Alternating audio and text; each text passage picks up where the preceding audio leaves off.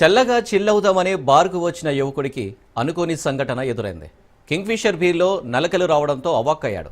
సూర్యాపేట జిల్లా కోదాడలోని Dwaraka bar and రెస్టారెంట్కి ఓ యువకుడు వెళ్లాడు.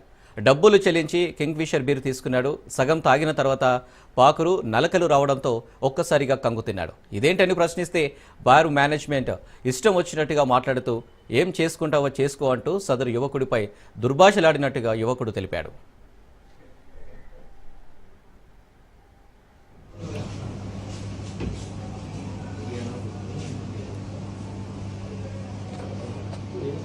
అర్థం కాల